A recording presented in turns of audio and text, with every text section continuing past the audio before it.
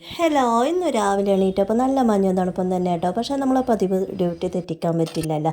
അപ്പോൾ അത് നമ്മൾ ഇടിയപ്പമാണ് ഉണ്ടാക്കുന്നത്. ഇടിയപ്പത്തിൻ്റെ സേവനാഴി എൻ്റെ അമ്മാവൻ്റെ മോൾ 20 വർഷം മുമ്പ് തന്നതാട്ടോ. നല്ല സോഫ്റ്റ് ഇടിയപ്പം നമ്മൾ 20 വർഷമായിട്ട് ഇതിൽ തന്നെയാണ് ഉണ്ടാക്കാറ്.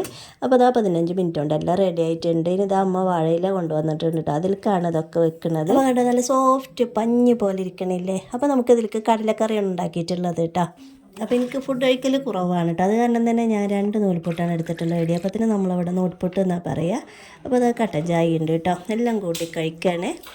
ആദ്യമൊക്കെ മുറ്റടിക്കൽ കഴിഞ്ഞിട്ടാണ് ഞാൻ ബ്രേക്ക്ഫാസ്റ്റ് കഴിക്കുക കേട്ടോ. ഇപ്പോൾ മഞ്ഞായത് കാരണം പുറത്തിറങ്ങാൻ കഴിയാത്തതുകൊണ്ടേ ബ്രേക്ക്ഫാസ്റ്റ് കഴിഞ്ഞിട്ടാണ് മുറ്റടിക്കൽ. അത് കഴിഞ്ഞിട്ട് ഇതാ ലഞ്ചിനുള്ള പരിപാടി നോക്കാം കേട്ടോ. പയറുപ്പേരി ഇതുപോലെ ഉള്ളി തോന്നിച്ചിട്ട് നമ്മളെടുത്താണ്ട് കറിവേപ്പില ഇട്ടിട്ട് പയറിട്ട് കൊടുത്ത് കുറച്ച് വെള്ളം ഉപ്പും ചേർത്തിട്ട് നമ്മൾ വേവിച്ചെടുക്കുകയാണ്. അപ്പോഴേക്ക് ഇതാ വല്യമ്മാൻ്റെ അനിയത്തി 85 വയസ്സുണ്ട്. വല്യമ്മാൻ്റെ അനിയത്തിക്ക് വല്യമ്മക്ക് 90. അപ്പോൾ ഞങ്ങളെല്ലാവരും കൂടെ കൂടിയിട്ട് കുറച്ച് സമയം ഇങ്ങനെ സംസാരിച്ചിരുന്നു. സംസാരത്തിനിടയിൽ ഉമ്മ മുരിങ്ങ വരാൻ തുടങ്ങിയിട്ടുണ്ട്. ഇതാ ചെറിയുള്ളി കട്ടാക്കിയത് ഒരു ഗോൾഡൻ ബ്രൗൺ കളറാകുമ്പോൾ കുറേ കഞ്ഞിവെള്ളം ചേർത്തിട്ട് 2 പച്ചമുളകും ചേർത്ത് നമ്മൾ വെച്ച മുരിങ്ങയിലിട്ട് കൊടുത്ത് ഇതുപോലെ തിളച്ച് വരുമ്പോൾ ഓഫ് ചെയ്യുകയാണ്.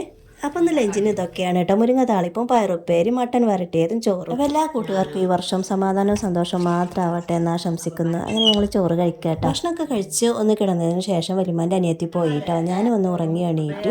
അതിനുശേഷം അത് ആ മുറ്റത്ത് ഇറങ്ങിയതാണ് കേട്ടോ. ഉമ്മാൻ്റെ പൂക്കളൊക്കെ കണ്ട നല്ല റോസ് പൂക്കളൊക്കെ വിരിഞ്ഞ് നിൽക്കുന്നുണ്ട്. അപ്പോൾ ഇത് കൊഴിയാറായിട്ടുണ്ട്. അപ്പോൾ അതിൽ നിന്ന് ഒരു ഇതള അടർത്തിയിട്ട് കഴിക്കുകയാണ് കേട്ടോ. അപ്പോൾ അതാ ഈ റോസ് പൂ നോക്കുമ്പോൾ ഇതിലും ഒന്ന് അടർന്ന് നിൽക്കുന്നുണ്ട്. അതും എടുത്ത് കഴിക്കാൻ നല്ല മഞ്ഞും തണുപ്പും വരാൻ തുടങ്ങി കേട്ടോ. അപ്പോൾ നമ്മൾ രാവിലെ കൂട്ടി വെച്ച കരിയിലൊക്കെ ഇട്ടിട്ട് ഒന്ന് തീ കഴിഞ്ഞു. അപ്പോൾ ഇത്രയേ ഉള്ളൂ ഇന്നത്തെ കുഞ്ഞു വ്ലോഗ്. ഇഷ്ടമായാലും സപ്പോർട്ട് ചെയ്യണേ.